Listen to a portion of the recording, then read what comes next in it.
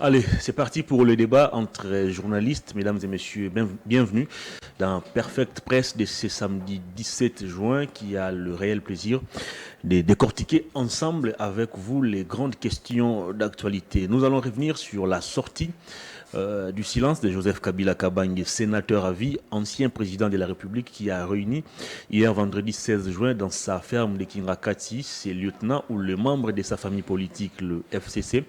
Ensemble, ils ont passé en revue la situation sécuritaire, la situation politique et sociale du pays. Joseph Kabila regrette encore la séparation ou la rupture de la coalition FCC-CACH qui s'est passée en violation de la loi, et il appelle donc ses lieutenants à résister face à la violation de la Constitution et promet aussi de s'exprimer dans les tout prochains jours. De quoi sera-t-elle constituée la communication de Joseph Kabila Kabange? On va essayer de décrypter la question au cours de cette émission. L'actualité, c'est également l'interdiction des voyages de Matata Ponyo, ancien Premier ministre, actuellement sénateur. Il a été empêché ce samedi 17 juin de prendre son vol pour Bunia en Ituri. Selon lui, c'est la présidence de la République qui a donné l'ordre à la Direction générale des migrations pour qu'il ne puisse pas prendre son vol.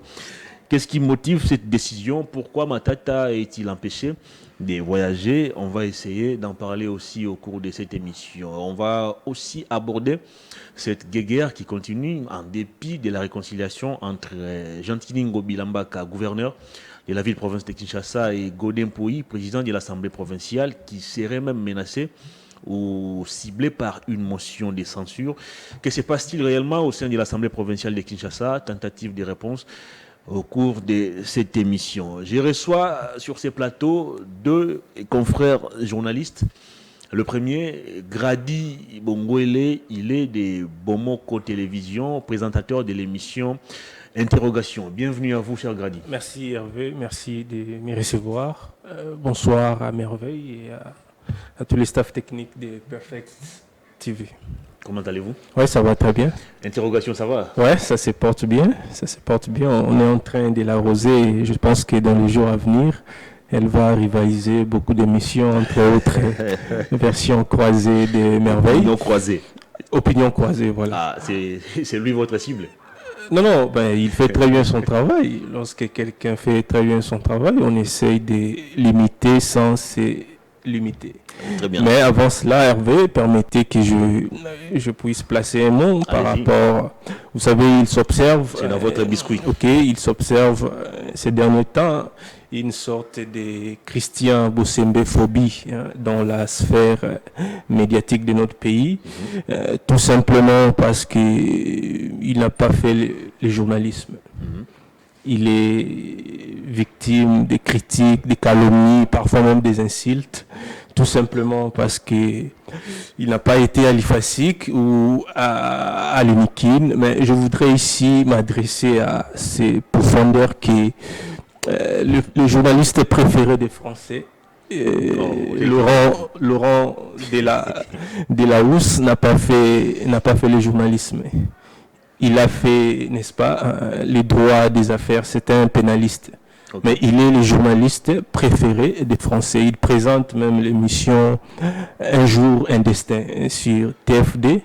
Et il y a un autre journaliste qui est le plus en vie ces derniers temps en France, c'est David Poujadas. Il n'a pas fait le journalisme, il a fait les sciences économiques et après il est allé avec Jean-François Copé faire les sciences politiques. Et donc il ne faut pas ici berner l'opinion en lui disant que pour être un grand journaliste ou pour être un journaliste, il faut absolument faire les 5 ans à l'université pour apprendre le journalisme. Non, je pense que le journalisme peut s'apprendre dans des centres de formation parce que son travail ne consiste qu'à collecter, traiter, diffuser et archiver. Et donc, ça ne vaut pas la peine d'aller passer 5 ans. C'est vrai que je respecte ceux qui ont fait le journalisme, mais pour être un journaliste ou un grand journaliste dans le monde, vous n'êtes pas obligé d'aller faire 5 ans à l'université. Je comprends que Bossembe dérange, mais les chiens aboient, la caravane passe, comme j'ai l'habitude de le dire. À vous entendre parler, j'ai l'impression comme si pour vous, la formation pour devenir journaliste ne compte pas ou ne représente rien. La formation compte. C'est-à-dire on peut se réveiller un bon matin, on quitte son laboratoire de chimie et puis on se déclare journaliste. Absolument pas. La formation compte. Raison pour laquelle je vous ai parlé ici de Laurent Delahousse. C'est un journaliste préféré des Français depuis 2014. Il n'est pas devenu journaliste du jour au lendemain, il s'est formé. David Poujadas, le journaliste préféré des Français, Oprah et tant d'autres dans le monde. Ils n'ont pas été à l'université pour apprendre le journalisme. Ils ont fait l'économie, les droits, les sciences politiques. Et après leurs études, ils sont allés se former dans des centres de formation du journalisme. C'est ça. Mais critiquer Bossembe matin, midi, soir, parce qu'il n'a pas fait le journalisme... Est-ce que vous critiquez parce qu'il n'a pas appris le journalisme à l'école, comme vous et moi sur le plateau, où il est critiqué parce que sa gestion de l'institution, c'est ça qui pose problème? Non, mais avant même qu'il soit nommé président du CESAC, il a fait objet de plusieurs critiques, tout simplement parce qu'il est avocat, il a fait le journalisme, il n'a pas fait le journalisme à l'université, Hervé. Et donc, je crois que ce sont des arguments farfelus. Très bien. Ok. Non, allez-y. Ce sont des arguments farfelus. Il y a peut-être des raisons qui ne sont pas évoquées, mais dire qu'il n'a pas fait le journalisme, raison pour laquelle il ne doit pas être considéré comme un grand journaliste, je pense que c'est un faux fuyant. Très bien. Le deuxième invité de cette émission, c'est un journaliste maison, un fils maison, présentateur du magazine très suivi Opinion Croisée, une émission qui met désormais tout le monde d'accord. On se précipite chaque matin à 9h ou la rediffusion à 20h pour suivre Opinion Croisée et s'imprégner de l'actualité. Merveille Baeleng et Irenge, bienvenue. Merci beaucoup Hervé. Je vous ai vu impatient quand Grady parlait encore. Non, écoutez, Grady est dans mon domaine et il parle des choses avec beaucoup de confusion. Voilà pourquoi ça me fait rire. C'est mon domaine aussi. S'il vous plaît, il est dans mon domaine et j'insiste, il parle avec beaucoup de confusion. Voilà pourquoi ça me fait rire. Okay. Je connais David Poujadas, okay. Très bien sur France 2. Moi, je le suis voilà. plus sur France 2. Il a fait les sciences économiques.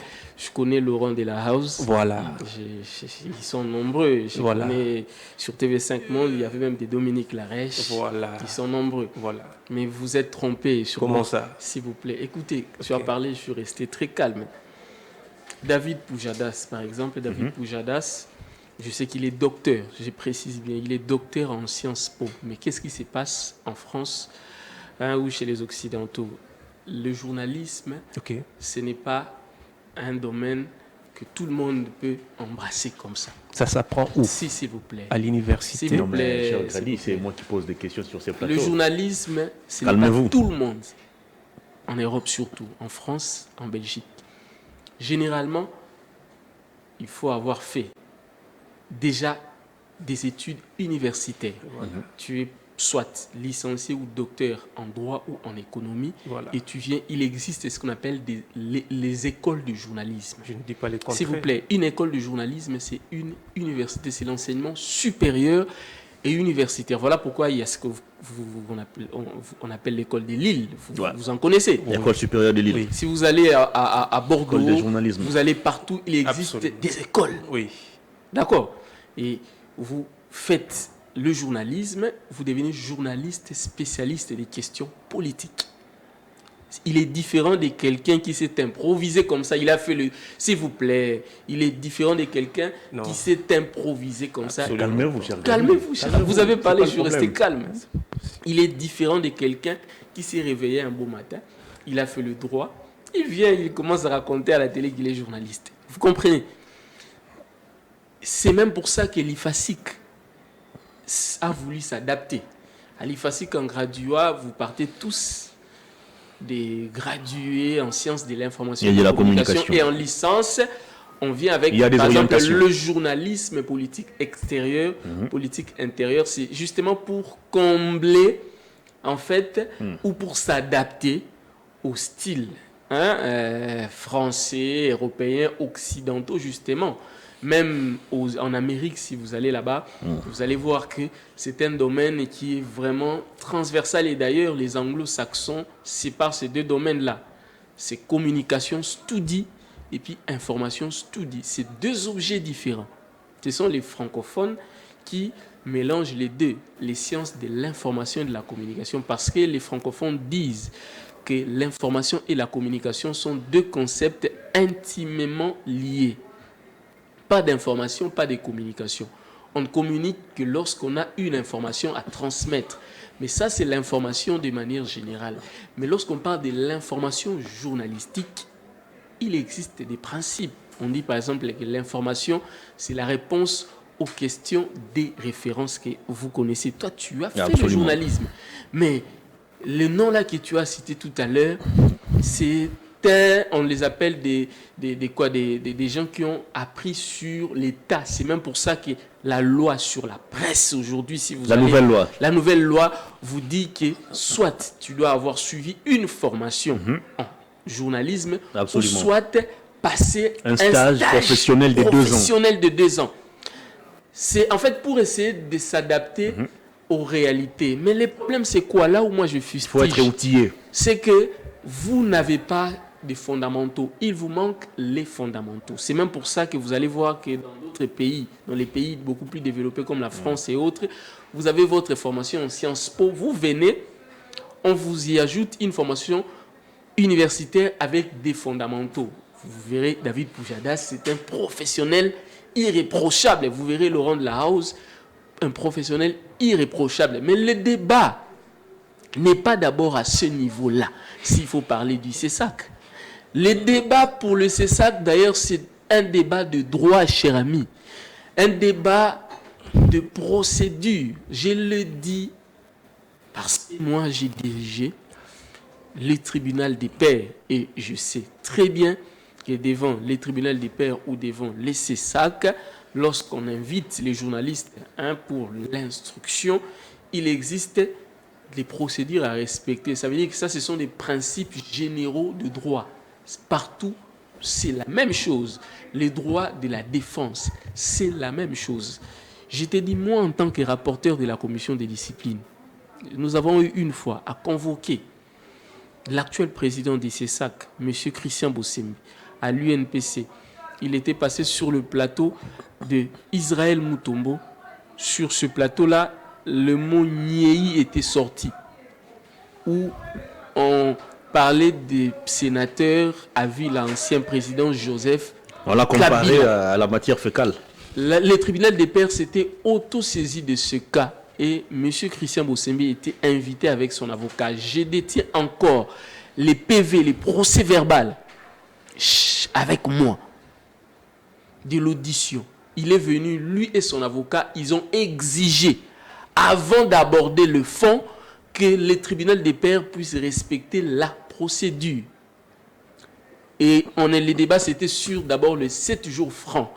Nous leur avons fait comprendre que ça, c'était un cas exceptionnel. Dans un cas exceptionnel, le délai peut être écourté. Ils nous ont signifié que si c'est le cas, selon la loi, selon les principes généraux des droits communs, il faut les préciser.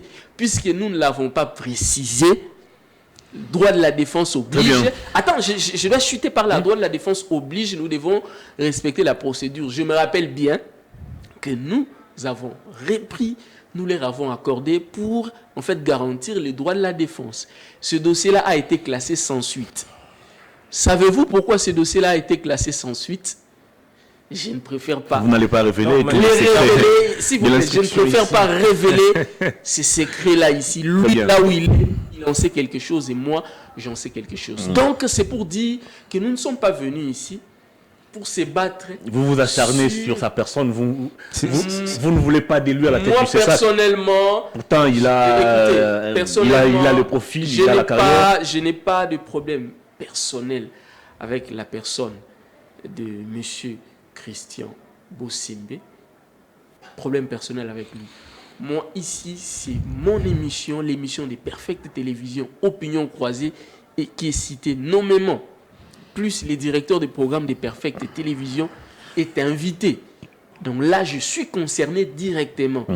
Et pour ça, je me dois d'exiger le respect de la procédure. C'est ce que je suis en train de faire. Donc, que cher ami, que mon ami Grady vienne ici avec un débat de qui est journaliste, qui n'est pas journaliste, l'école de Paris, David Pujadas, Laurent Lahouse. Là n'est pas le débat, cher ami. Le débat ici, c'est les principes. On va parler actualité.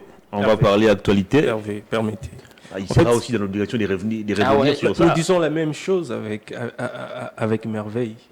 Si Bossembe s'est mal comporté, il faut les juger, il faut les poursuivre, mais lui enlever la qualité du journaliste, tout simplement parce qu'il n'a pas fait le journalisme à l'université, je crois que c'est injuste, parce que tout à l'heure, vous venez de dire que c'est un domaine transversal. Non, je n'ai pas dit que c'est un domaine transversal, je vous ai expliqué. Vous avez dit quoi, Merveille? Non, mais ce n'est pas vous. C'est pas voilà, donc vous avez dit que c'est un domaine je n'ai pas dit ce que vous avez dit là. C'est-à-dire que vous pouvez faire le droit. Du jour, après vos études de droit, vous vous formez en journalisme et vous devenez, n'est-ce pas, expert. Je vous ai Attendez, mon frère. Attendez, mon frère. Cela n'était pas le débat. Moi, mon regret était que Christian est critiqué parce qu'il est avocat, parce que c'est un parvenu, alors que nous savons tous que, même dans le journalisme, il y a plusieurs genres journalistiques où on traite des questions sanitaires, des questions politiques, des questions musicales, des questions de droit. Vous pouvez être un expert en droit et, n'est-ce pas, traiter des questions. On va parler actualité sur la validation. Je t'ai expliqué. Et donc, pour moi, c'est de la jalousie. Pour moi, absolument, c'est de la jalousie. Pour moi, c'est de la mauvaise foi. Et donnons la chance à la jeunesse congolaise. Jamais la presse congolaise n'a été autant divisée, Hervé. Et vous le savez, aujourd'hui, la presse est divisée. Pourquoi sommes-nous arrivés là? Parce qu'il y a de la jalousie, parce qu'il y a des mains, n'est-ce pas, des politiciens derrière tout ça. Et aujourd'hui, nous sommes Est-ce que ce n'est pas le divisés. président du CESAC lui-même qui se crée des ennemis? Quand quelqu'un décide de saisir ou de créer un problème contre un média sur base d'un rapport inexistant, vous pensez qu'on est toujours jaloux de lui? Non, mais il faut se poser la question, pourquoi Christian s'est permis, n'est-ce pas, d'ailleurs, on va en parler parce que ça fait partie, n'est-ce pas, des sujets à débat. Nous allons en parler parce que je me sens mal à l'aise du fait que je suis sur le plateau, sur la chaîne de Peter Tiani pour évoquer certains faits ici. Mais écoutez, nous tous, nous avons vu comment Merveille avait reçu les DG. Je vous ai relevé un fait. Le rapport du monitoring s'est arrêté au numéro 48. Monsieur le Président du CESAC envoie une correspondance à Perfect Télévision, numéro 51. Okay. En pleine plénière, on va aller vérifier au service monitoring. On se rend compte que ces rapports n'existaient pas. Alors, mais s'il est dans l'erreur, il doit se rectifier. C'est tout à fait normal. Mais là où moi, je suis peiné, c'est de voir comment on les critique parce qu'il a fait les droits. Je ne sais pas si parce que ce n'est pas aussi ces fautes à répétition qui poussent les gens à les critiquer. Je ne sais pas si vous comprenez. Non, écoutez. Christian n'était pas le président du CESAC lorsque le CESAC était créé ou était fondé. Beaucoup de gens étaient là, ils étaient aussi critiqués. Mais est-ce que vous avez émis des critiques au sein du CESAC, avez-vous émis des critiques du genre ils n'ont pas fait le journalisme? Non, s'il est dans l'erreur, il doit se rectifier, c'est tout à fait normal, Hervé. Cher Hervé, je ne suis pas là pour applaudir là où il faut pas applaudir, c'est pas normal. Je dois préciser quelque chose. Au moment où nous faisons cette émission, ok. Monsieur Christian Bossembe n'est plus journaliste. Dès l'instant où vous accédez aux fonctions des hauts conseillers, au Conseil supérieur de l'audiovisuel et de la communication, premièrement, permettez, vous cessez d'être journaliste. Absolument. Absolument. De deux, le journalisme ou les sciences de l'information et de la communication ne sont pas les domaines de prédilection de Monsieur Christian Bossembe. Ça, c'est une réalité. Ah, comment ça? Ah, mais ça, c'est clair. Vous faites de ça une réalité, mais écoutez. Mais il faut avoir des retenues quand même. Cher ami, je me répète. Les sciences de l'information et de la communication ne sont pas des domaines de prédilection, sauf si vous n'avez pas compris mon français. Des domaines de prédilection. Je comprends mieux. Non, je vous comprends. De Monsieur Christian Bossembe. Monsieur Christian Bossembe est juriste de formation. Il n'est pas communicologue de formation comme vous et moi. Déjà, si je dois faire une analyse objective, moi et lui, ou vous et lui, nous comprenons différemment les réalités communicationnelles. Il se pose d'abord un problème de regard, de posture. Voilà pourquoi aujourd'hui, monsieur Christian Bossembe a des problèmes avec les journalistes. Ça, c'est un. Ça, c'est une analyse personnelle. Si vous aurez à contredire, vous allez le faire. Ça, c'est un. De deux, ici, lorsqu'on gère le CESAC, on doit avoir la maîtrise. On doit avoir des fondamentaux sur l'information journalistique, sur la communication et puis le droit. Moi, j'estime que M. Christian Bossembe a des fondamentaux sur le droit parce que c'est son domaine de prédilection, mais il n'a pas de fondamentaux sur l'information et sur la communication. Voilà pourquoi, à mon humble avis, il y a des problèmes. Et de 4, aujourd'hui, mais il manque un peu de diplomatie dans le style de gestion de M. Christian Bossembe. Tito Ndombi est passé par le CESAC. Pensez-vous qu'à l'époque de Tito Ndombi, il n'y avait pas la réalité du journalisme engagé? À l'époque de Tito Ndombi, d'ailleurs, c'était d'ailleurs très chaud. Avec la fin du modèle de Kabila. Comment Tito Ndombi a réussi à gérer tout le monde à l'époque? Lui, Christian Bossembe, actuellement président du CESAC, était même journaliste à Congo Buzz et il était très critique, d'abord vis-à-vis de Joseph Kabila, et ensuite, ce qu'il faisait là, c'était vraiment ce que moi à l'époque j'appelais du militantisme. Mais M. Christian Bossembe a été géré par Tito Ndombi. C'est à l'époque de Tito Ndombi que Bossolo na politique a commencé avec un style hors pair. À l'époque de Tito Ndombi, on avait Lingala facile. À l'époque de Tito Ndombi, nous avions kiosque. À l'époque de Tito Ndombi, nous avions Kin Makambo. Comment Tito Ndombi a pu gérer ça? Les Chantal Kanimbo étaient là, les vieux comme les Atoufuka étaient là, les professeurs et Cambodgian chrétiens étaient là, les vieux comme les Eyale étaient là au Alain CESAC. Koyi, vice-président du CESAC à l'époque. Ça n'a jamais posé de problème. Mais pourquoi aujourd'hui ça pose problème? C'est parce que les CESAC d'aujourd'hui veut en fait imposer les choses. Les CESAC aujourd'hui donnent l'impression, j'ai bien dit, répondre à des dictats. C'est comme si les injonctions venaient d'en haut et ça c'est très dangereux et ça crée une fissure, une rupture. Il y a un problème de confiance entre le CESAC et nous, la presse. Moi, le CESAC me convoque, je ne me sens pas en sécurité. Pourquoi? Parce que déjà, nous sommes bien informés. On sait que quand on vous invite, la sanction est déjà négociée ou serrée. Je mets au conditionnel. C'était un procès d'intention. Je mets au conditionnel serré, déjà négocié. Bien avant, on a vu le cas de l'UFrance. L'UFrance sanctionné sans être entendu. Moi, j'ai appelé un haut conseiller que je n'aimerais pas citer de nom pour avoir des précisions. Est-ce était une mesure conservatoire ou une sanction? Parce que même nous, à l'UNPC, dans les statuts particuliers, nous avions des mesures conservatoires. Une mesure conservatoire n'est pas en soi une décision. Lorsqu'on sait que les passages de quelqu'un, d'un journaliste à la télé, peut créer des problèmes, nous pouvons lui interdire de passer. Mais c'est là, s'il faut prendre les cas de la justice, des droits communs, cela ne sera pas dans son casier judiciaire. Très bien.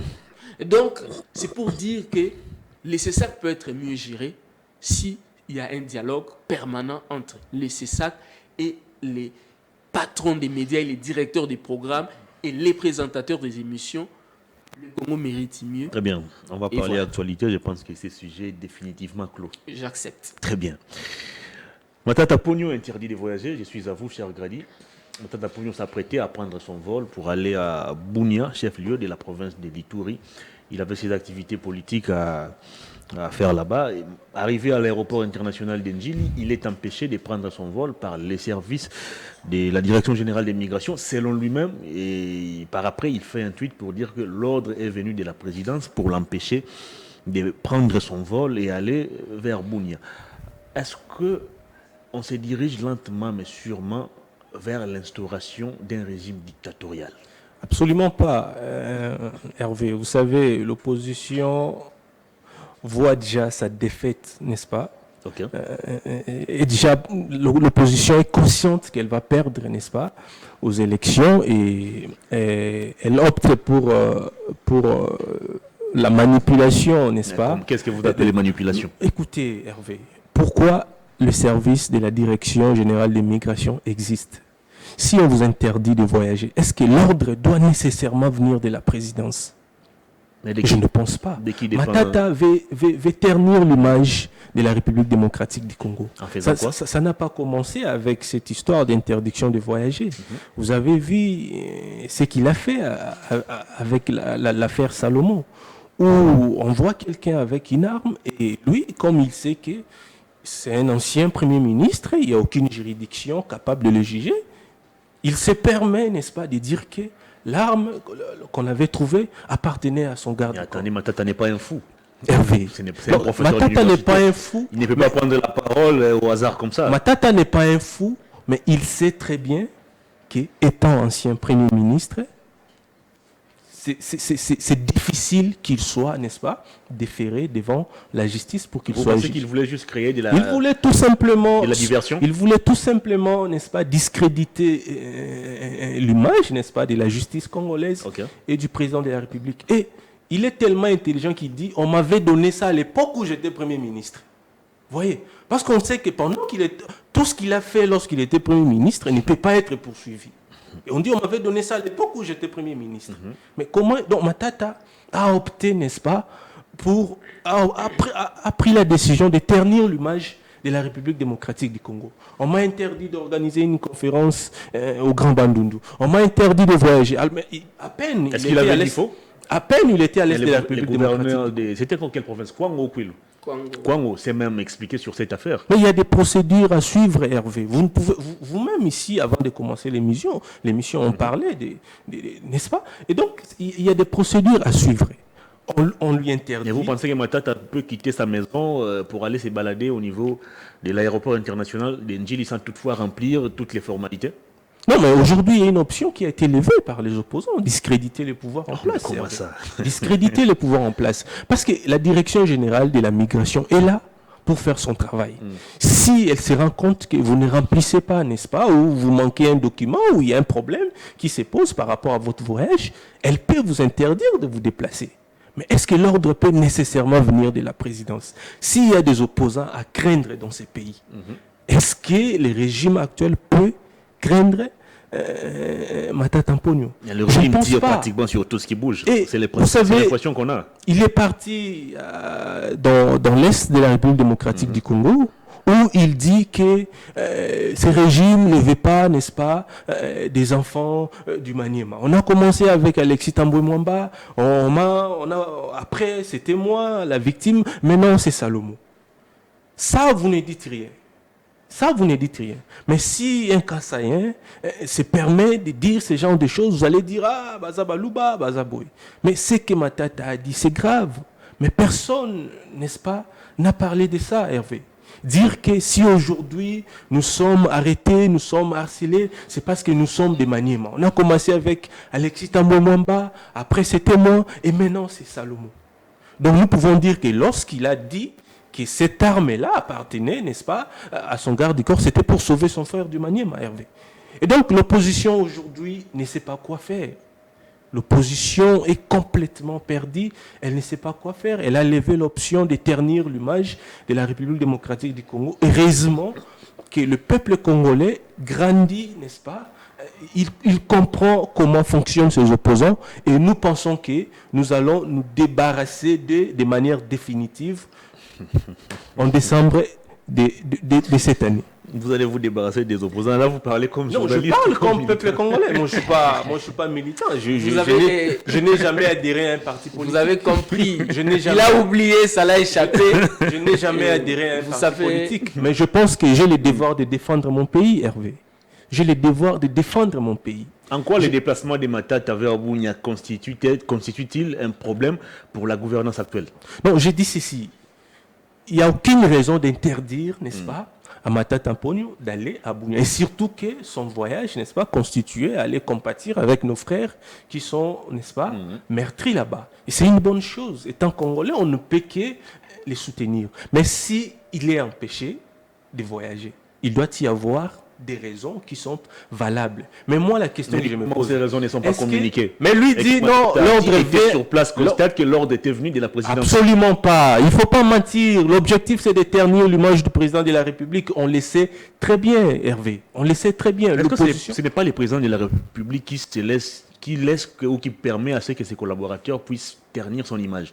C'est le cas, par exemple, avec Ngobila, qui multiplie des actions contre l'opposition qui prévoit un meeting le 17, il demande à l'opposition de reporter cela pour le 24, sachant que le même 24, il y a plusieurs activités dans la ville, il y a des concerts un peu partout. Est-ce qu'avec des collaborateurs pareils, on peut se dire que c'est l'opposition qui cherche à ternir l'image du président de la République? Non, je ne pense pas que ses collaborateurs veulent ternir l'image du président de la République. Mais la décision ne doit pas seulement vous satisfaire, Hervé.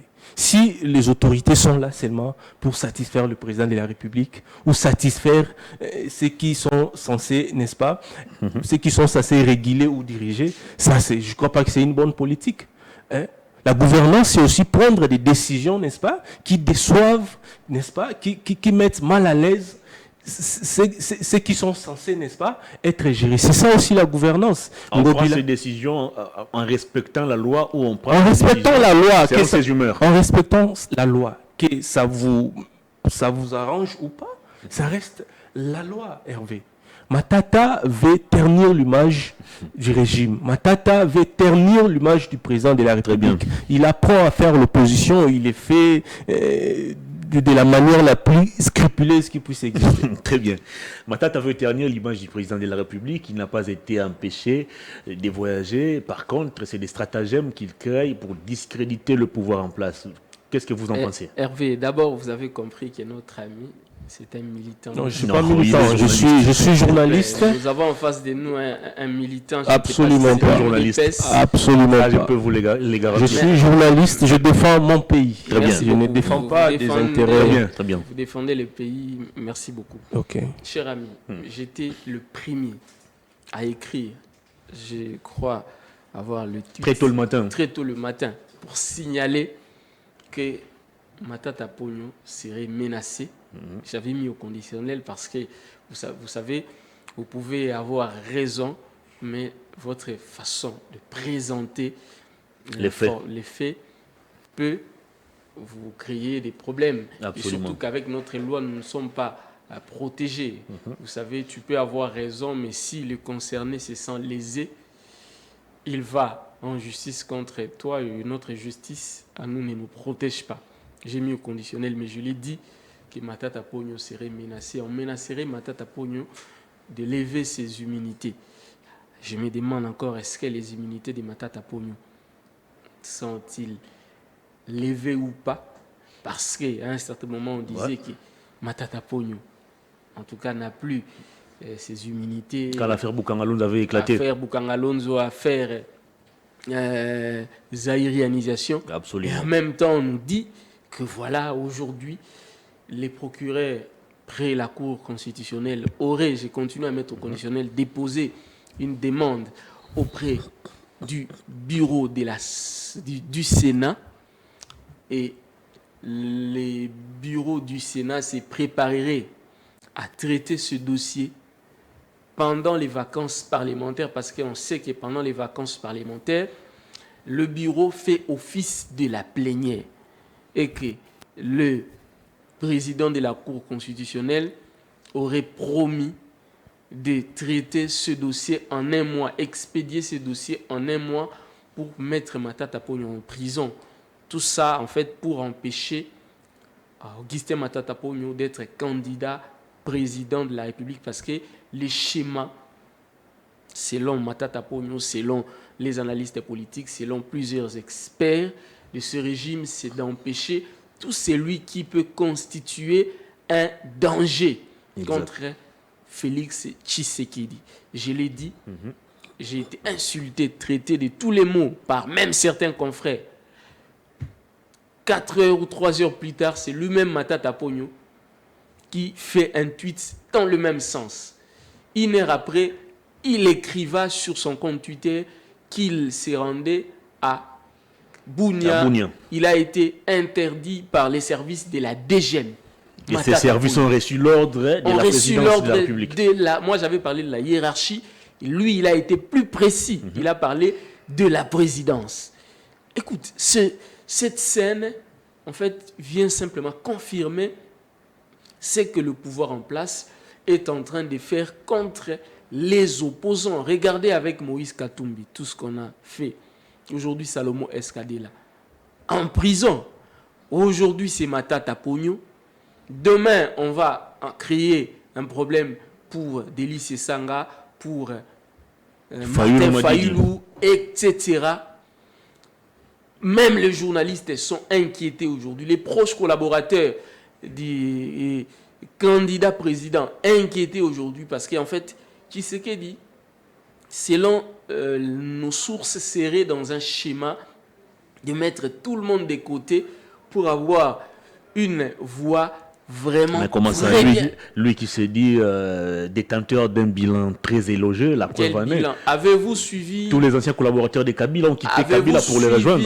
Parce qu'il avait des réalisations beaucoup plus. Les résumés de la Radio-Canada sur les bilans de Félix Tshisekedi. Moi, je pars des faits en tout cas. Parce que si je donne mes propres analyses à moi, on va dire que voilà, Baïlengue est contre le pouvoir en place. Avez-vous suivi ces petits documents de la Radio-Canada où on a pratiquement fait les résumés et selon les résumés, s'il vous plaît, et selon ce résumé-là, nous sommes en face de quelqu'un qui a un bilan largement négatif. Toutes ces réalisations du président de la République ne vous disent rien. Quelle réalisation? Tous ces projets réalisés. Vous voulez me parler de l'inauguration de l'usine d'assemblage des véhicules Mercedes?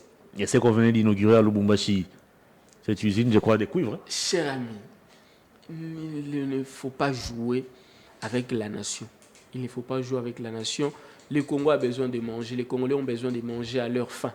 Ce qu'on nous propose, ça ne ressemble pas aux promesses de Félix Tshisekedi. Tshisekedi nous a promis la lune. Lorsque Tshisekedi est venu, nous étions tous tranquilles. On savait que le fils du Sphinx délimité est venu au pouvoir. Même si nous n'allons pas, il ne va pas réussir à 100%, mais au moins à 60%, même à 50%. Est-ce qu'il a déçu les espoirs placés en lui? Il a déçu. Moi, personnellement, je suis déçu en tant que Congolais, parce que lui, il s'est exprimé aussi en tant que Congolais. Moi aussi, en tant que Congolais, je suis personnellement déçu. Les publics, la population, l'opinion publique, je ne préfère pas parler à la place de l'opinion publique, mais au moins, les peu des gens que moi j'ai eu à interroger dans mon travail de journaliste, ils sont déçus, ils ne souhaitent que le départ du président Tshisekedi. Très bien. Grady Bongwele, Matata Ponyo empêché de tenir ses activités dans les Grands Bandundu, Moïse Katumbi empêché de se rendre au Congo central. Alors finalement, on est tenté de conclure que c'est un régime dictatorial qui s'enracine davantage en RDC. Les marches de l'opposition est réprimée, l'opposition empêchée de tenir ses manifestations. Hervé, moi j'étais mécontent lorsque j'avais appris que Katumbi était empêché de se rendre au Congo central. Mais lorsque le gouverneur Guy Bandou a dit que c'était pour des raisons sécuritaires, pour moi je pense qu'il avait raison, parce que Katumbi n'est pas n'importe qui, Hervé. Vous voyez, c'est l'un des leaders politiques les plus populaires de notre pays. Et lorsque vous recevez quelqu'un comme Katumbi dans votre province, vous devez vous assurer que les mesures sécuritaires sont appropriées.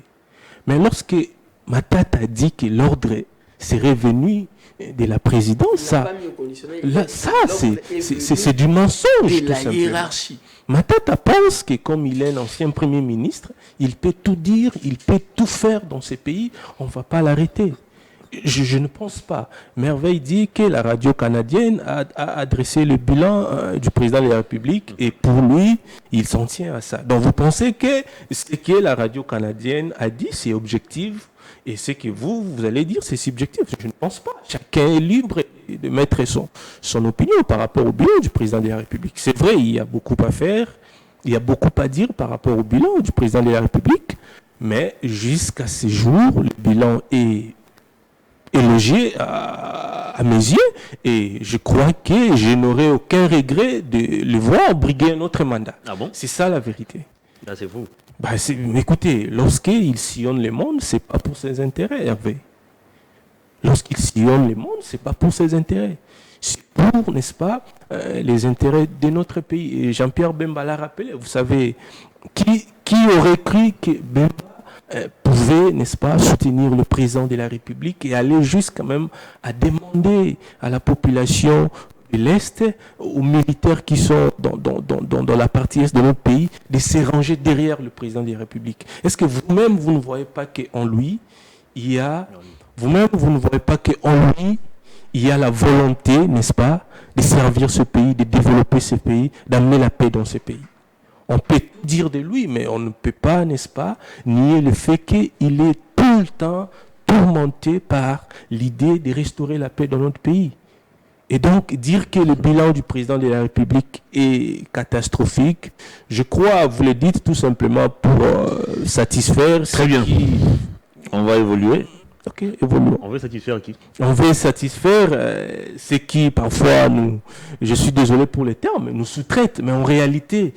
vous êtes sous-traité? Non, les noms de majesté, c'est par modestie que vous êtes sous-traité? Non, je ne suis pas sous-traité, mais je parle... Nous parlons français, je parle du nom de majesté. Vous voyez, c'est par modestie. Non, je ne suis pas sous-traité. Alors, je m'adresse à ceux qui disent que le bilan du président de la République est mitigé. Ceux qui critiquent le président de la République sont sous-traités. Voilà, mais quand je dis nous, c'est par modestie, c'est les nous de majesté. Ces Congolais qui voient les taux du dollar monter tous les jours, ces Congolais qui voient les prix des denrées alimentaires prendre de l'ascenseur tous les jours, ces Congolais de Kouamout qui ne sait plus cultiver son champ, qui vit dans l'insécurité totale, ces Congolais de Kinshasa qui ne sait plus circuler librement. Mais c'est la raison pour laquelle... Vous pensez que s'il critique les présidents de la République, il est sous-traité? Mais c'est la raison pour laquelle... C'est-à-dire que dans ces pays, on ne peut plus réfléchir librement. Non, critiquer le président de la République, c'est bien, mais dire que le bilan est catastrophique, là, c'est être malhonnête, Hervé. Ça, c'est de la malhonnêteté intellectuelle. Il néglige même cette usine de rassemblage de bis Mercedes. Mais ça va créer 500 emplois, mon frère. C'est vrai, c'est minime, mais c'est quand même significatif. Très bien. Pays. Voyez, j'aimerais faire comprendre à on va prendre le deuxième point de l'émission. Les usines d'assemblage des motos. Vous connaissez les motos que nous achetons. Vous savez que les Indiens, les Indo-Pakistanais en ont ici, en ville ici. Pourquoi est-ce que le chef de l'État n'est pas allé inaugurer? Parce que, savez-vous que les Mercedes qu'on va assembler là, ça ne va même pas dépasser la cinquantaine. J'apprends même qu'au niveau des Ndjili, il y a des Congolais qui font l'assemblage des pièces et consorts. Vous allez encore loin. Je vous ai cité, je vous ai parlé des motos. Les motos ici que nous achetons tous les jours. Mais allez en ville, vous allez trouver les Indo-Pakistanais avec des dépôts et magasins d'assemblage. Moi, je vous parle des Congolais qui les font en Ndjili. Les Congolais les font en Ndjili, oui. Mais s'il faut rester avec les étrangers, parce qu'ils adorent les étrangers, avec les voyages. Vous prenez le deuxième thème de l'émission. De la République. Oui, le deuxième thème. Le deuxième thème de l'émission. Joseph Kabila, finalement, sort de son silence. Il regrette les violations à répétition de la Constitution, le coup d'État constitutionnel qui a été opéré en 2020 avec le basculement de la majorité parlementaire. Il promet même de s'exprimer incessamment, lui qui est réputé pourtant comme un homme taiseux, un homme qui ne parle pratiquement jamais. Est-ce qu'on doit craindre Joseph Kabila qui a décidé finalement de briser son silence? On le craint déjà, écoutez. Cette annonce-là a fait bouger la toile, a fait bouger les Congolais, a fait bouger le monde. Lui-même, le président de la République, j'ai comme l'impression qu'il attend, j'ai bien dit, il attend le discours de Joseph Kabila, de son prédécesseur. Le discours de son prédécesseur est plus attendu que, j'ai bien dit, le discours de Joseph Kabila est plus attendu que celui de Félix Tshisekedi. Que celui de Félix Tshisekedi. Tout le monde l'attend. que vous soyez de l'opposition, de la majorité, tout le monde parle de l'université Kara. Qui n'a pas parlé de l'université Kara? Le président de la République, lui, a peut-être parlé de ça en coulisses parce que, bon, en tant que président de la République, il ne peut pas s'exprimer comme ça à haute voix, comme disent les Quinois et Koussoupaï. Mais tout le monde, les autres, là, en ont parlé. Nous, là, les Congolais moyens, nous en avons parlé. Moi, j'ai écrit, on m'a insulté. J'ai dit, eh bien, comme d'habitude, insulté, mais ce que je vous dis est vrai. La rencontre de Kingakati a fait bouger le monde. Et j'aime l'état d'esprit des collaborateurs de Joseph Kabila. J'ai vu Paulette Kimuntu le publier sur son statut. Et je le confirme. À la veille de cette rencontre-là, tous les collaborateurs de Kabila Ils étaient informés. Ils étaient informés. Mais l'information n'a pas fuité. Personne en a fait mention. L'information n'a pas fuité. On a été juste surpris par les images. Nous étions tous surpris de voir les photos. Les images sorties après la réunion. C'est ça l'équipe. C'est ça l'équipe. C'est ça l'esprit d'équipe. Et ces gens-là méritent de diriger les grands Congo. Ce n'est pas comme à l'Union sacrée. Vous allez vous rencontrer demain, la veille, et les points et les virgules et le montant qui sera donné là-bas est déjà connu. Il n'y a que deux camps qui peuvent se comporter avec beaucoup de discrétion. C'est les camps de Moïse Katumbi et les camps de Joseph Kabila. Je l'ai déjà vu plus d'une fois avec les camps de Moïse Katumbi. Aujourd'hui, je viens de les vivre avec les camps de Joseph Kabila. Ça m'a pratiquement fait du bien. Et Joseph Kabila, en fait, c'est quelqu'un qui a beaucoup de discipline. Qui a beaucoup de discipline. Et pour diriger le pays, il faut être très discipliné. Un monsieur discipliné, ce n'est pas quelqu'un qui ne fait pas la fête à l'occasion de rien comme ça. Qui fête à l'occasion de rien. Qui fête à l'occasion de rien. Je n'ai pas cité le nom. J'ai dit simplement que avoir... Question. Est-ce que vous pensez que Joseph Kabila est mieux placé pour parler des violations de la loi? Joseph Kabila déplore ce qui s'est passé en 2020 ou 2021 avec cette majorité parlementaire qui a basculé en faveur de Félix Tshisekedi. Est-ce que Kabila est mieux placé pour parler de violation de la loi alors que dans son régime, on en a vu de toutes les couleurs? Écoutez, un VPM de l'intérieur capable de bloquer l'exécution de la décision de la Cour constitutionnelle. On en a vécu sous Kabila. Vous savez ce que ce régime a fait? A pratiquement enterré tous les mal. J'ai bien dit, a enterré tous les mal que Joseph Kabila a fait. Donc, en 4 ans de pouvoir, Félix Tshisekedi a enterré tout ce que Kabila avait fait. A enterré tout ce que Kabila a fait. Les Congolais sont aujourd'hui prêts à oublier tout ce que Kabila avait promis comme bêtise ou faute. Je vous dis que Félix Tshisekedi a fait tellement mal les choses que Joseph Kabila, en tout cas, c'est le saint. Je ne vois pas par où voir Joseph Kabila sale. Et ça n'engage que moi. Je ne vois pas par où voir Joseph Kabila sale. On a atteint un budget de 16 milliards sous Félix Tshisekedi. Vous estimez qu'il n'a pas toujours fait mieux que Kabila? Avec combien, j'ai bien dit combien comme taux d'échange? Le budget de 16 milliards, aujourd'hui les fonctionnaires ne sont pas payés à temps. Un budget de 16 milliards, allez au marché pour vous acheter à manger. Les professeurs d'université, à l'époque de Kabila touchaient combien?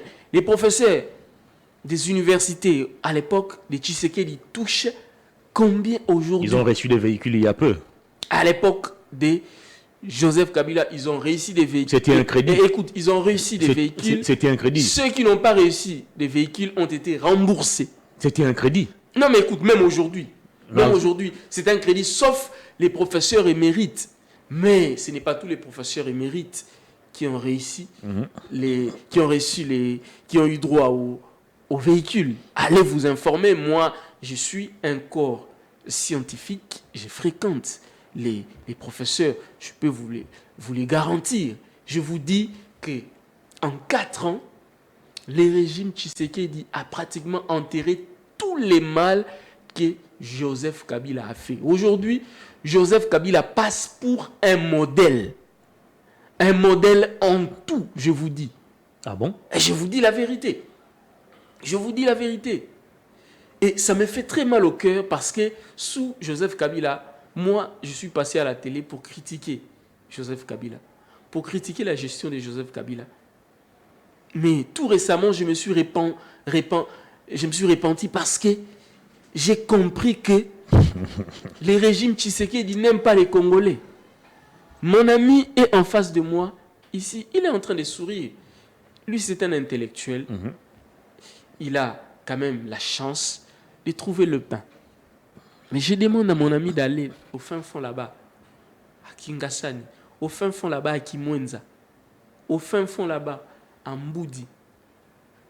Il va trouver des Congolais qui ne savent pas manger à leur pain, à leur faim.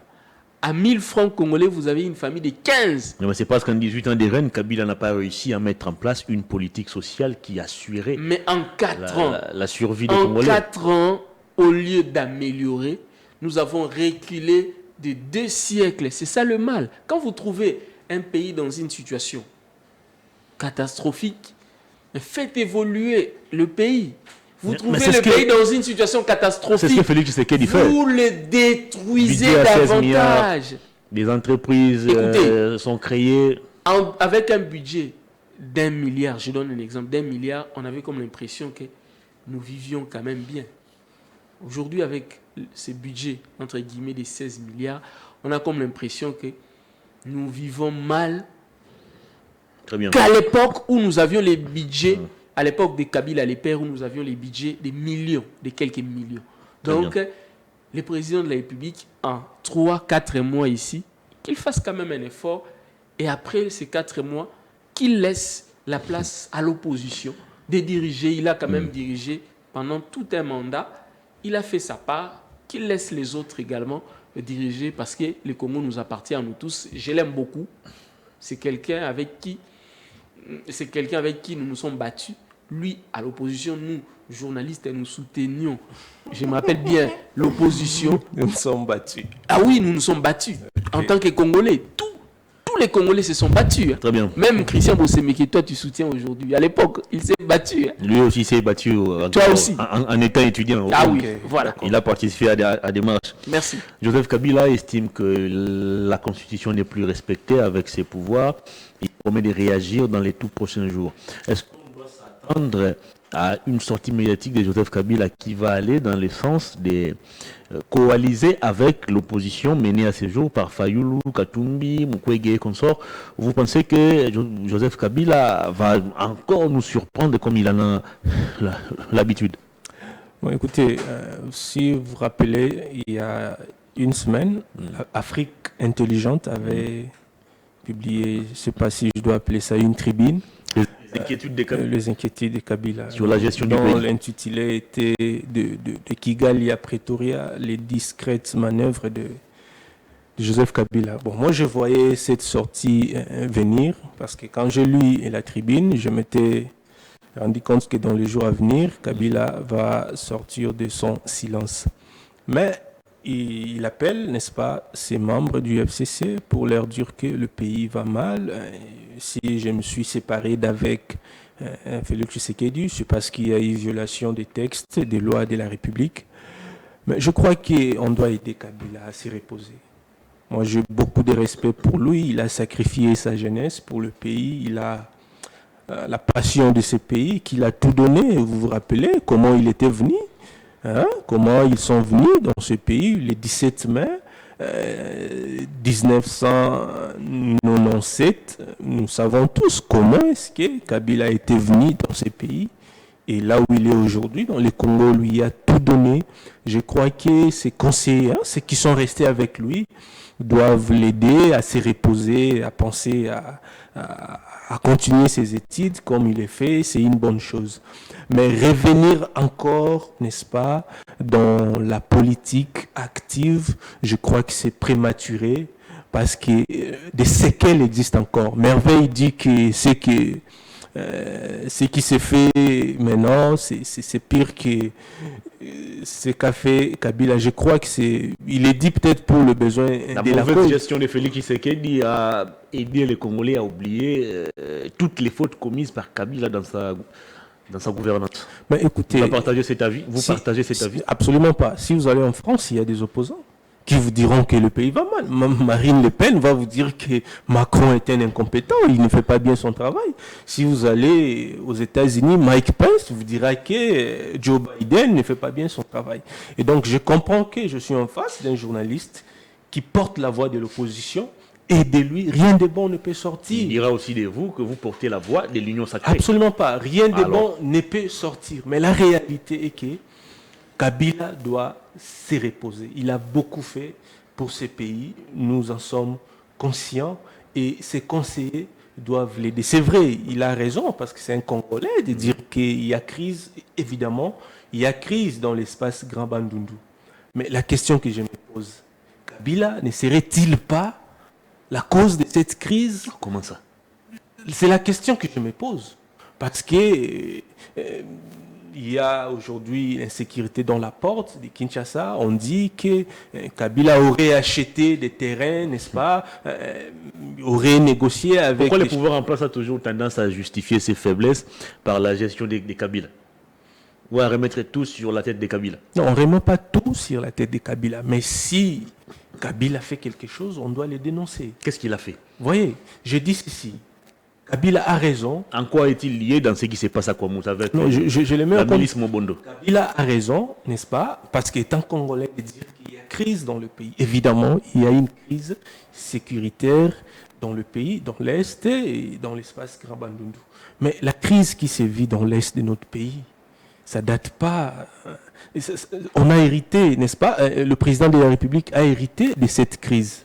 Vous voyez, et sous Kabila, cette crise, n'est-ce pas, était toujours là. Et lorsque Tshisekedi est venu, Tshisekedi n'était pas un savant ou un génie pour mettre fin à la crise dans un laps de temps aussi court. Non, il fallait... Il est accusé d'ailleurs d'avoir amplifié cette crise, l'actuel président de la République.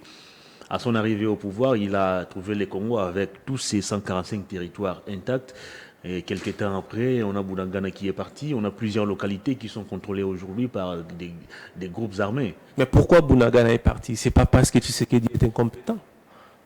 Bunagana est parti, c'est parce que le Rwanda est derrière le M23. C'est parce que la communauté internationale est hypocrite et Tshisekedi se bat. Bunagana n'est pas parti parce que Tshisekedi est incompétent, parce que l'armée congolaise ne veut pas défendre les frontières de notre pays, absolument pas.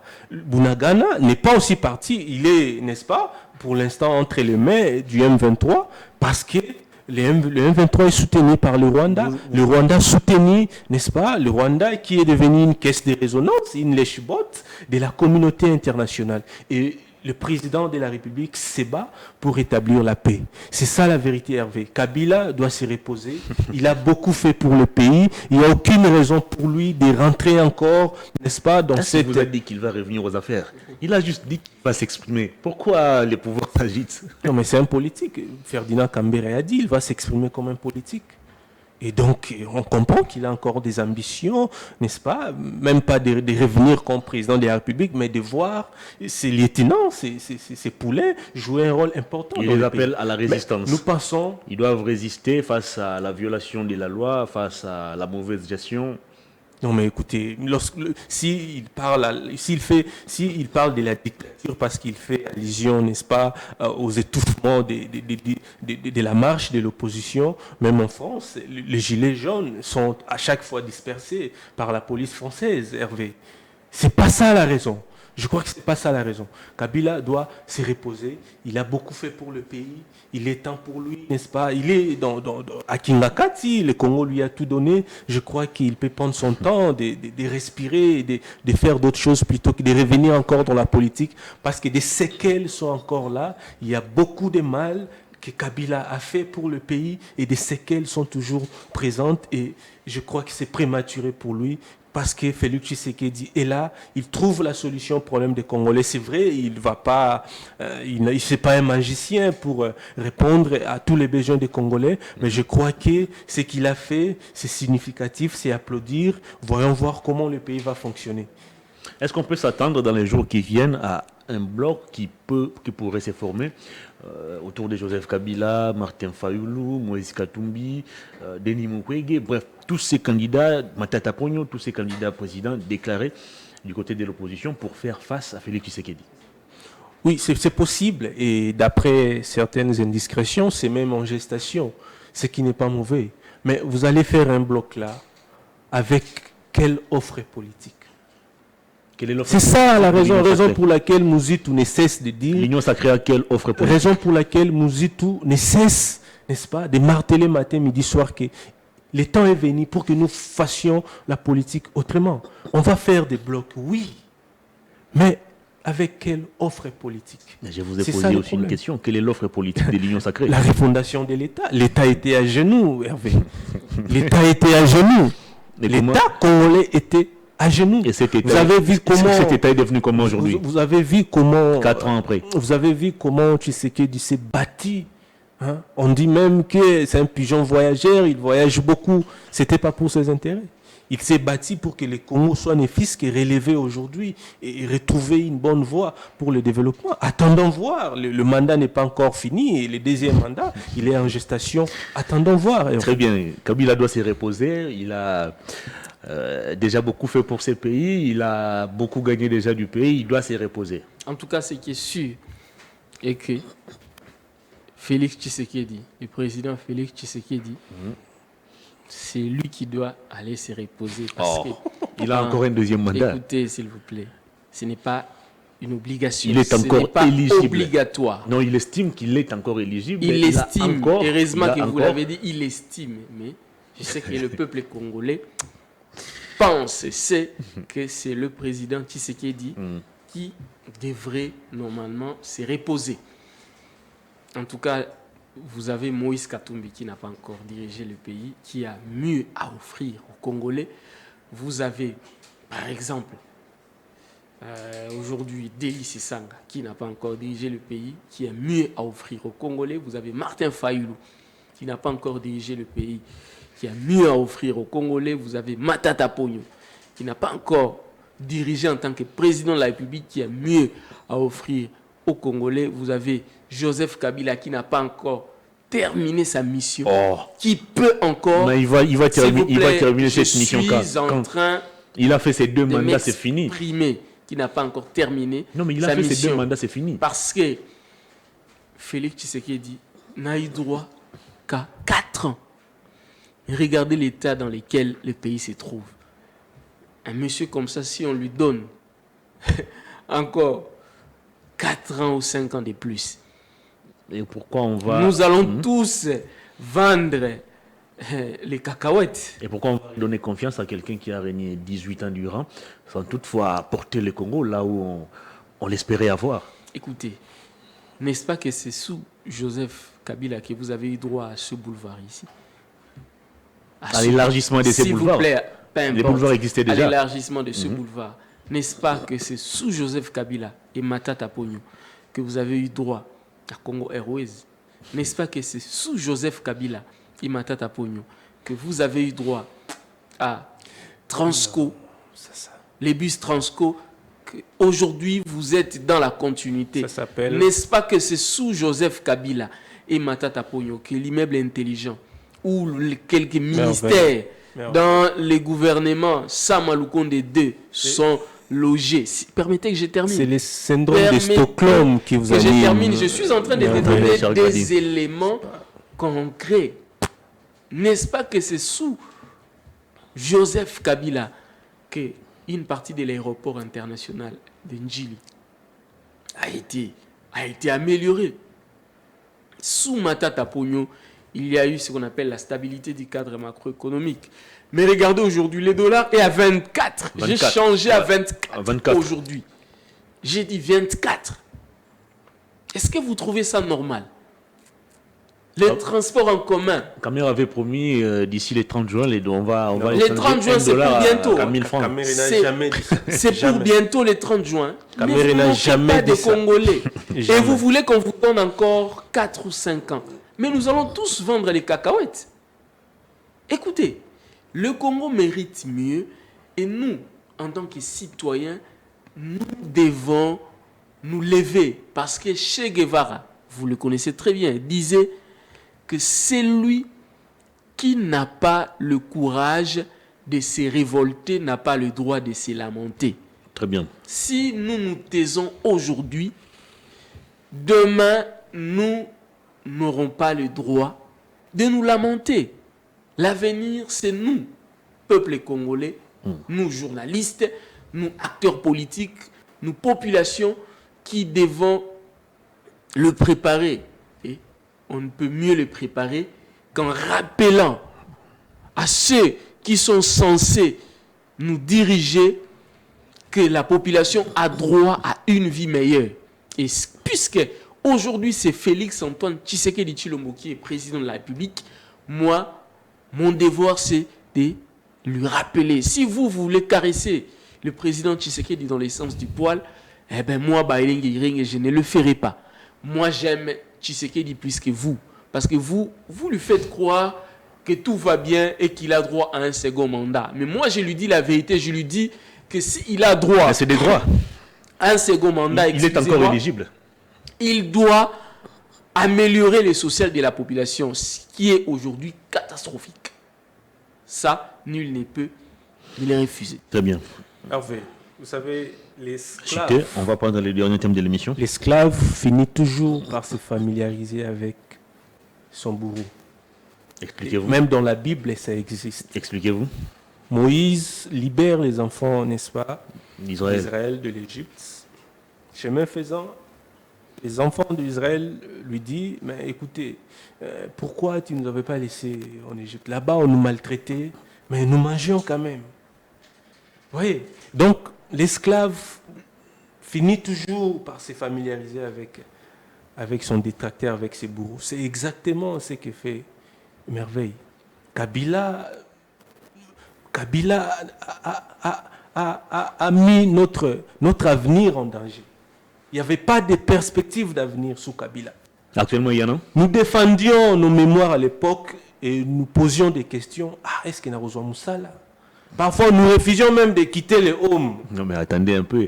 Cette histoire-là, la télévision numérique terrestre qui a permis à ce qu'on ait un grand nombre de médias ici à commencer sous Kabila. Nous refusions même de quitter les hommes parce que nous ne savions pas. Sous Kabila. Vous avez un emploi aujourd'hui. C'est pas et Merveille aujourd'hui. Déjà, ce qu'a fait Moïse Katumbi en allant, n'est-ce pas, rendre visite à la famille de Rossi, il est même mal à l'aise. Comment ça? Parce qu'il défend Katumbi. Le même Katumbi se permet d'aller rendre visite à la famille de Rossi Mukeni. C'est une infraction? Tioué, n'est-ce pas, sous Kabila. Mais Merveille nous comme dit, aussi aujourd'hui. Merveille se permet. Merveille, il met mal à l'aise. Toutes les personnes décédées sous Félix Tshisekedi, on doit aussi Attendez. Il met mal à l'aise. Il met mal à l'aise la personne pour laquelle il est venu défendre. Il doit aussi endosser la responsabilité. Les gens qui sont décédés dans les Attendez. Merveille met mal à l'aise la personne pour laquelle il est venu défendre Moïse Katumbi. Non, il n'est pas venu défendre Moïse Katumbi. Parce qu'il dit analyser les questions d'actualité. Il raconte des choses. Que Kabila, c'est vrai, il a fait beaucoup de mal, mais ce qu'a fait Tshisekedi est pire que Kabila. Mais Katumbi le contredit. Katumbi l'a contredit. Katumbi a contredit les propos de Merveille. Parce que Katumbi est allé chez Thérèse Kapanga. Est-ce Kabila qui a tué Kapanga ou encore aussi Mukendi? Hervé, peut-être vous êtes indépendant, vous ne voulez pas le dire ici à la télé, mais nous savions tous que l'ordre était venu de qui? Alors, pas de Kabila. Si on doit aller dans cette logique, accepter aussi que les 9 militants de l'UDPS décédés lors de la marche pour dire non à la loi Minakusakata, c'est aussi qui a ordonné qu'on puisse les tuer. Par là, je vais dire quoi? Chaque régime, chaque pouvoir... là, il y a maintenant la philosophie. Non, attendez, chaque régime C'est la philosophie dans qui chaque s'invite. régime, il se passe beaucoup de choses qui sont à boire et à manger. Nous ne pouvons pas ici, un Congolais des Sirquois, dire que sous Félix Tshisekedi, le pays ne fonctionne pas bien. C'est malhonnête, Hervé. C'est vrai, il y a des choses à améliorer. Je suis d'accord avec vous. Il y a beaucoup de choses à faire. Mais aller à comparer, n'est-ce pas, la gestion actuelle du pays par rapport à celle de Kabila, c'est de la malhonnêteté intellectuelle, c'est de la flatterie tout simplement. Ok. On va prendre les tout derniers termes de l'émission. Il nous reste encore quelques minutes. On va parler de cette guéguerre. Gentini Ngobila, gouverneur de la ville de Kinshasa, Godem Poi, les deux étaient à couteau tiré. Et finalement, les pouvoirs ont décidé de les réconcilier, comme si c'était un problème personnel. Et quelques jours après, on apprend que Ngobila avait passé à la vitesse supérieure au point de pousser certains députés à activer une motion de censure contre Godem Poi.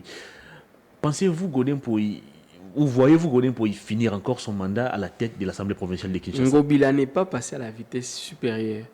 Ce sont les députés provinciaux qui ont décidé d'en découdre avec Godem Poi parce qu'il les a traités de corrompus. Et pour certaines sources, l'ombre de Ngobila plane sur cette affaire. Ça, ce sont les on-dit, etc. Moi, je suis en train de vous parler de ce qui est écrit sur la lettre, lu devant... On reproche quoi à Godem Poi? Non, mais écoutez, selon les députés provinciaux, Godem Poi a traité les députés provinciaux de corrompus. Et un président ne devrait pas tenir des propos discourtois à l'endroit de ses collègues. De ses collègues. Et c'est tout à fait logique. Mais au-delà de tout ça, maintenant, s'il faut entrer, faire une analyse, c'est là où je vais maintenant aller dans ce que toi tu as dit, effectivement. Je savais que ces feuilletons allaient finir comme ça. Soit Godem Poi, soit Ngobila. Mais je savais aussi qu'il était difficile que Ngobila tombe. Parce que Ngobila s'assoit à la table du roi. Alors que Godem Poi, il n'était là que parce que quelqu'un l'avait voulu. Qui ne laissait pas que l'allié de Ngobila était parmi, en tout cas, l'allié de Godem Poi plutôt, allais-je dire, et parmi ceux qui sont tombés. Et tout récemment, dans les différents dossiers d'atteinte à la sûreté de l'État, etc., parmi les proches de Tshisekedi qui sont partis. Nous le savons, je ne vais pas citer de noms ici. Alors, c'était tout à fait prévisible que le professeur Godem Poi allait tomber. Et vous allez voir qu'à la fin, ça risque d'être les rapporteurs Junior Malemba qui sera le prochain président de l'Assemblée provinciale. C'est lui qui va terminer ses mandats. Normalement, selon les règlements d'ordre intérieur de l'Assemblée provinciale, c'est lui qui fera l'intérim. Dès lors que le bureau réceptionne la motion, automatiquement le président ne peut plus engager les bureaux. Ne peut plus présider les plénières. C'est le plus jeune qui préside les plénières. Donc normalement, c'est Junior Nembalemba. Mais je sais aussi que Junior Nembalemba, en tout cas, serait déjà choisi pour finir les mandats de Godem Poi. Et moi, personnellement, je n'y trouve aucun inconvénient. Et surtout que j'encourage les jeunes, la jeunesse, déjà en le voyant au poste des rapporteurs de l'Assemblée provinciale de Kinshasa, ça m'avait personnellement donné un peu de l'espoir. Sa tête me rappelait Boteti. Vous vous souvenez de Boteti, le plus jeune, l'un des jeunes présidents de l'Assemblée provinciale de Kinshasa, a eu à l'époque assassiné dans les conditions que vous connaissez. Mais j'estime qu'avec Junior Nembalemba, je pense que nous aurons moins de spectacles, moins d'exhibitions comme on a l'habitude d'avoir chaque dimanche, avec un théâtre que je la sapologie. La sapologie. En tout cas, vous savez, quand on est président la sapologie dominicale, institution, il vous faut un accoutrement digne. Ça, c'est un avis personnel. C'est pour ça que certaines couleurs sont même conseillées. On conseille des couleurs sombres. Quand on atteint certains postes de responsabilité. Donc je pense que avoir un Junior Nembalemba à la tête de l'Assemblée provinciale de Kinshasa, personnellement, pourrait faire du bien à la ville de Kinshasa. Est-ce que la gestion de la ville de Kinshasa par Ngobila et Godin Poyi va-t-elle permettre à Félix Tshisekedi de rafler des voix ici dans la capitale? Hervé, on soutient Junior Nembalemba parce qu'il est jeune, mais on refuse de soutenir Bossembe alors qu'il est aussi jeune. Je ferme la parenthèse. Godin Poyi... Le soutien n'a pas d'âge. Il n'y a pas de lien. Non, mais il a parlé de la jeunesse. Il a parlé de la jeunesse. Il a parlé de la jeunesse. Non, attendez, il a parlé de la jeunesse. Je vous saisis. Je vous saisis. Mais c'est pas ça le problème. C'est pas ça le problème. Junior Nembalemba est prêt maintenant à remplacer, n'est-ce pas, Godin Poyi une fois déchu. Mais Junior Nembalemba est de quel parti politique? Il est du parti de Ngobila. Parti de Ngobila. ACP. ACP. Vous voyez que c'est déjà quelque chose qui a été bien planifié, bien monté, parce que la règle d'or de toute conduite, disait Martin Luther King, c'est la tolérance. Mais le gouverneur Gentini Ngobila n'est pas tolérant. Vous voyez, il y a des fictifs à l'hôtel de ville. On veut voir clair. Il y a des choses qui ne sont pas claires par rapport à sa gestion de la ville de Kinshasa. Et Godin Poyi, le mal qu'il a fait, c'est de lui demander des comptes. C'est tout ce qu'il a fait, c'est ça. Est-ce qu'il n'est pas rattrapé par ses propres turpitudes? C'est Godin Poyi. Plusieurs fois, a initié des motions ici contre Ngobila. Ça a été bloqué. Puisque Ngobila n'est pas tolérant, puisque Ngobila ne sait pas ce que ça veut dire la démocratie. Est-ce que le problème c'est Ngobila ou c'est l'inefficacité de l'Assemblée provinciale de Kinshasa à contrôler Ngobila? Non, mais le problème est que Ngobila a clochardisé un certain groupe de députés qui sont à sa solde. C'est ça le problème. Et ces groupes de députés, sème le désordre au sein de l'Assemblée provinciale de Kinshasa. À un certain moment, Ngobila et Godin Poyi étaient en odeur de sainteté. Mais maintenant, Godin Poyi ne peut plus, n'est-ce pas, continuer à marcher avec l'incompétence, à continuer à collaborer avec l'incompétence. C'est vrai, mieux vaut tard que jamais. Il s'est levé pour sauver la ville, pour sauver le mandat du président de la République. 4 ans après. Mieux vaut tard que jamais. Quelques mois des élections ici. Mieux vaut tard que jamais. Il s'est levé pour sauver le mandat du président de la République, pour sauver l'honneur de la ville de Kinshasa. On veut le mettre dehors par des gens qui ne sont pas, n'est-ce pas, qui ne supportent pas, n'est-ce pas, la contradiction, qui ne supportent pas, n'est-ce pas, les règles, n'est-ce pas, de la bonne gouvernance. Et c'est dangereux pour notre pays. Peter Kazadi a tout fait, n'est-ce pas, pour le mettre ensemble. Ils s'étaient mis d'accord, n'est-ce pas. Est-ce que c'était un problème personnel pour pousser l'aider à se réconcilier, ou vous pensez que les problèmes s'est trouvé plutôt au niveau de la gestion de la ville? Non, mais dans la ville, nous avons l'Assemblée provinciale de Kinshasa, n'est-ce pas, et le gouvernement provincial. Nous ne pouvons pas, n'est-ce pas, assister à cette crise institutionnelle au niveau de la province. Donc c'était important, n'est-ce pas, de faire appel à la sagesse africaine, de le mettre, n'est-ce pas, ensemble pour qu'il, n'est-ce pas, qu'il trouve des compromis à ce qu'il est divisé. Mais on se rend compte que Ngobila ne voit pas les choses de cette façon-là. Lui veut, n'est-ce pas, en finir avec Godin Poyi. Il sous-traite des députés au sein de l'APK pour le mettre dehors, mais on comprend très bien qu'il ne veut pas avoir en face de lui des gens capables de lui demander, n'est-ce pas, des comptes. C'est ça la réalité. Je reviens encore sur ma question. Est-ce que Godin Poyi n'est-il pas rattrapé par ses propres turpitudes? Plusieurs fois, Mike Moukebaye a initié des motions pour qu'on puisse interpeller Gentini Ngobila, auditer sa gestion et, dans la mesure du possible, lever des sanctions contre lui. Mais ces initiatives ont été bloquées par le même bureau, par le même président qui a évoqué plusieurs fois des cas de violation du règlement et consorts dans la démarche de Mike Moukebaye. Godin Poyi n'est-il pas rattrapé par ses propres fautes? Si il est rattrapé par ses propres fautes, il va s'assumer. Il va s'assumer parce que vous ne pouvez pas, n'est-ce pas, protéger quelqu'un pendant toutes ces années et vous réveiller. Même si ces réveillons, ces moments, c'est pas mauvais.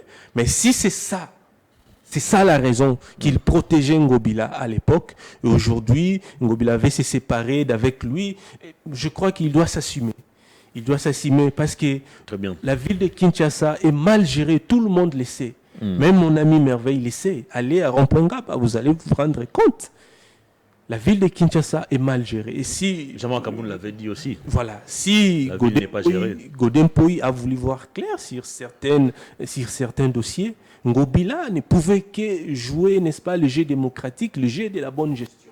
Mais malheureusement, il n'a pas fait. Il veut, n'est-ce pas, se séparer d'avec Godin Poyi pour placer quelqu'un de son parti qui est Nemalemba Junior. On va terminer l'émission. Daniel Safou interdit de fouler ses pieds à l'hémicycle pour toute la session de septembre. Il est aussi privé de ses émoluments. Vous pensez que c'est une décision réfléchie, une décision qui respecte la loi, ou vous pensez que c'est un règlement des comptes?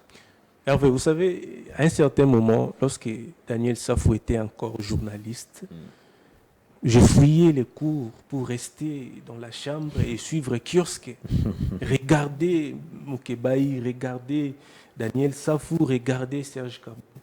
Ils étaient des excellents journalistes. Dans des conférences, je faisais tout pour prendre des photos avec eux. Mais aujourd'hui, je ne peux plus. Aujourd'hui, il y a une différence criante entre Safou, le journaliste, et Safou qu'on voit aujourd'hui. Et donc, moi, je salue la décision de l'Assemblée nationale parce qu'on ne peut pas... Vous savez, il insultait une sentinelle sur son avenir. Le président de la République l'avait pardonné et l'Assemblée nationale avait accepté ses excuses. Mais le monsieur a récidivé. On va continuer comme ça jusqu'à quand? Je pense que la décision qu'a prise l'Assemblée nationale, les suspendants, c'est une bonne décision et ça va servir de leçon, n'est-ce pas, aux autres personnes qui vont s'hasarder à se comporter de cette façon. On a pratiquement terminé pour Safou. C'est les vacances parlementaires déjà, la session de septembre, lui il ne va pas participer. Et c'est la dernière session, je pense, pour cette législature. Comme toujours, du dépôt de mesures, quand c'est un député ensemble. Moi, je reste d'abord sur le principe.